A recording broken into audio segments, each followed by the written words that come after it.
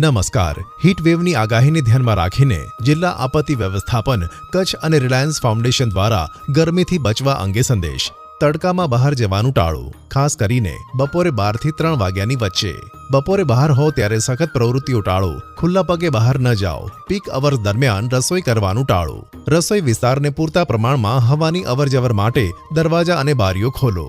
ચા, કોફી અને carbonated soft drinks ટાળો, જે શરીરને ડિહાઇડ્રેટ કરે છે.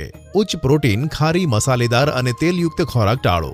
વાસી ખોરાક ન ખાઓ. પાર્ક કરેલા વાહનોમાં બાળકોને અથવા પાલતુ પ્રાણીઓને એકલા ન છોડો. સીધા સૂર્યપ્રકાશથી બચવું.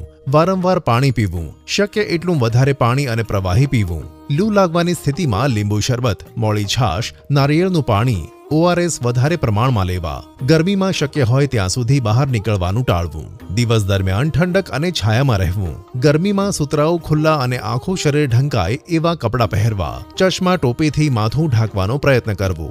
નાના બાળકો, વૃદ્ધો અને સગર્ભા માતાઓએ ગરમીમાં સવિશેષ કાળજી લેવી. ગરમીમાં બજારમાં મળતો ખુલ્લો ખોરાક ખાવો નહીં. બજારમાં મળતા બરફનો ઉપયોગ ટાળવો.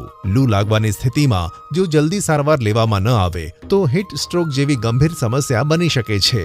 લૂ લાગવાની અસર જણાય તો નજીકના સરકારી પ્રાથમિક આરોગ્ય કેન્દ્રનો સંપર્ક કરો.